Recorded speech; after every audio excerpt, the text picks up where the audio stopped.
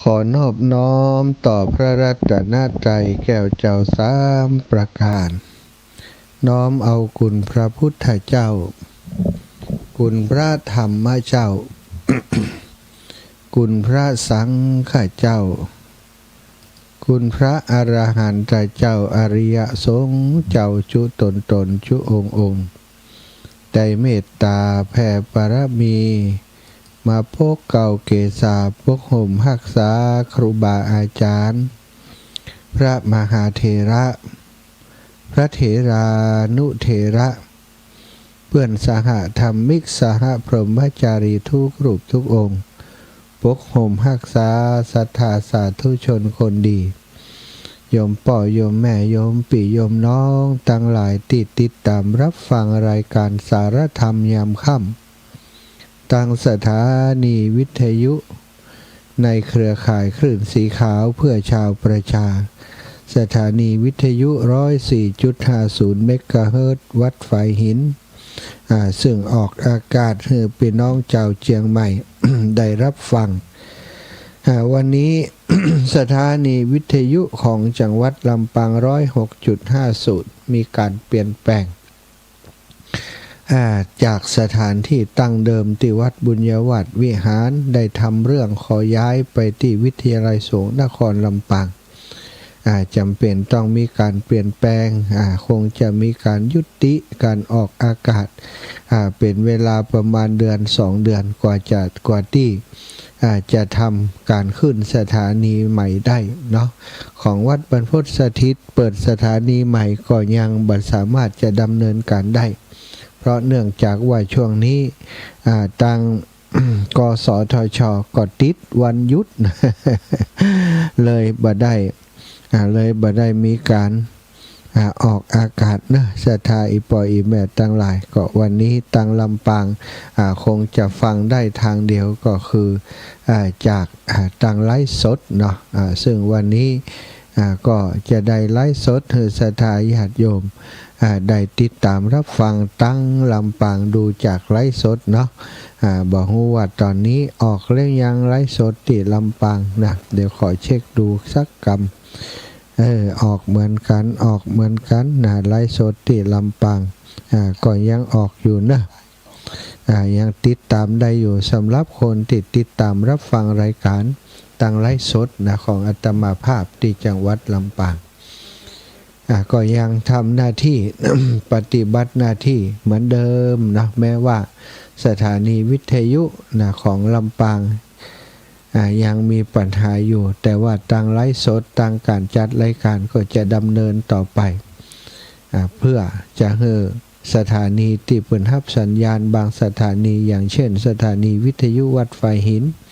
ได้รับสัญญาณไปเนาะเอาละศรัทธาพบปะกันวันนี้ก่อนที่จะนำสารธรรมมาสนทนามาอุจาเนื่องในวันขึ้นต้นปีใหม่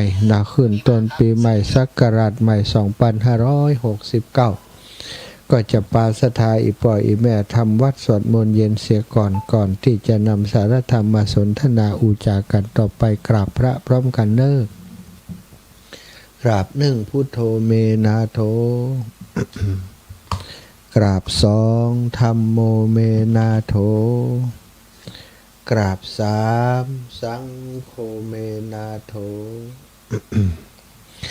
อิมินาสกาเรนะพุทธังอภิปูชยามิอิมินาสกาเรนะธัมมังอภิปูชยามิอิมินาสกาเรนะสังฆังอภิปูชยามิอระหังสัมมาสัมพุทโธภะคะวาพุทธังภะคะวันตังอภิวาเทมิกราบ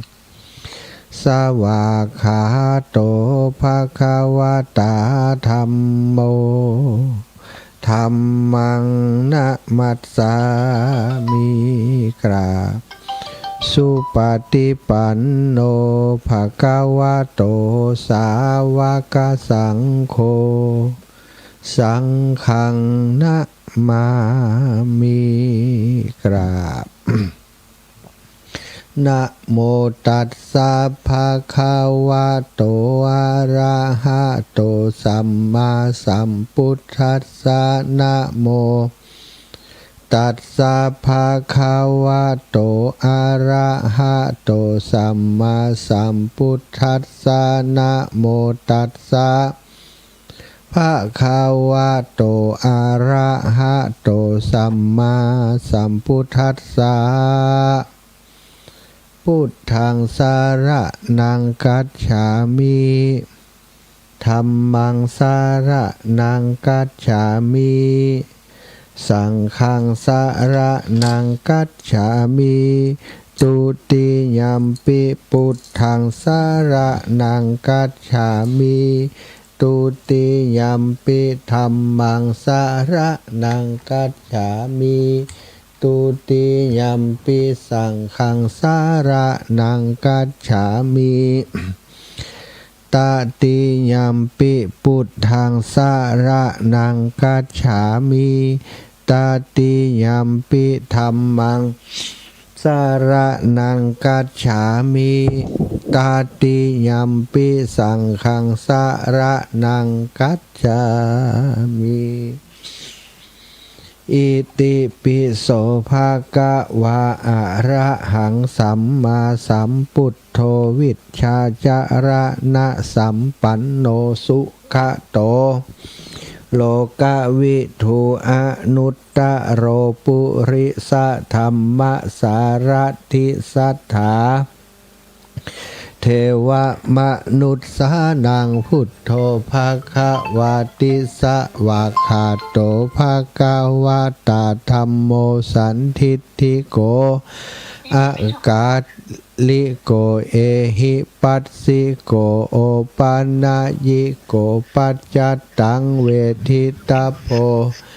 วินโยหิติสุปฏิปันโนภะคะวะโตสาวกสังโฆอุชุปฏิปันโน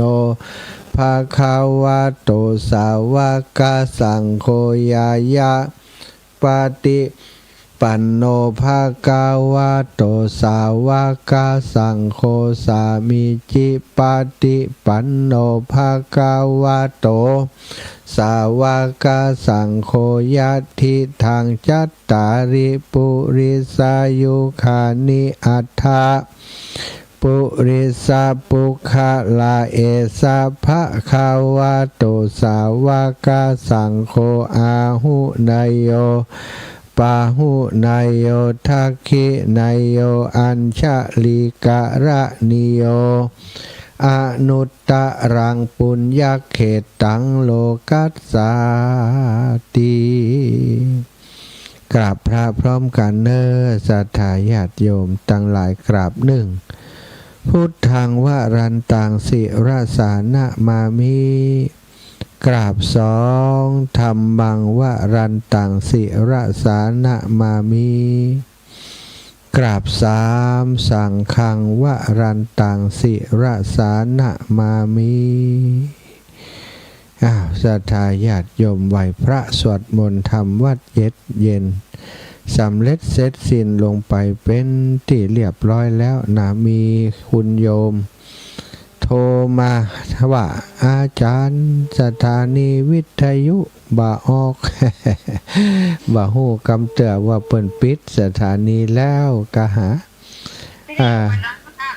จะไปดังอย่างเปิ่นปิดแล้วว่าสถานีวิทยุวิทยาลัยสงฆ์ปิดวันนี้แล้วเหรอวันที่หนึ่งปิดแล้วกะถึงตะวามดอะไรแม่จะพอฟังอะไรแม่จะฟังตรงไหนนี่ฟังตังปุ่นกะตังอันตังลิงตังไล่สดก็ได้ลิงของอาตมาที่แม่ฟังลิงก็พร้อมจ้างแฮมแล้วจ้างเหมาะไล่สดเปลี่ยนกันใน Facebook อยู่หรอแม่บัวลอยใส่เขียวไล่สดนี่จะได้อยู่เจ้าไล่สดท่านป้าฮะท่านป้าเนี่ย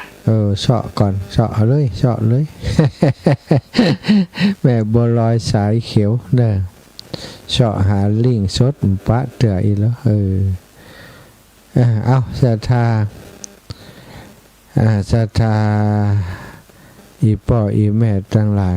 ท่านเจ้าทั้งหลายได้ฟังได้การมาถึงตรงนี้เนาะวันนี้เนื่องจากว่าเป็นวันเริ่มต้นปีเริ่มต้นศักราชใหม่เริ่มต้นพศพุทธศักราชใหม่ก็คงจะอู้กันถึงเรื่องที่จะทำให้เฮาทั้งหลายนะได้เดินทาง365-366 วันในปีใหม่นี้นะเริ่มจากวันนี้เราจะเดินไปในทิศทางไหนจะทำอะไรบ้างนะในปีใหม่นี้นะก็ต้องเตรียมตัวเตรียมใจหลายคนก็คงจะเตรียมมาตั้งหลายวันแล้วหลายคนวันนี้ยังนึกบ่ออกเตื้อ ว่าวันนี้ปีนี้จะเนี่ยยังเพื่อตัวเองพ่องนะปีนี้อายุเท่าใดแล้วได้พิจารณาพอแล้วว่าอายุเฮามันล่วงเลยมานักแล้ว70-80 ปีแล้ว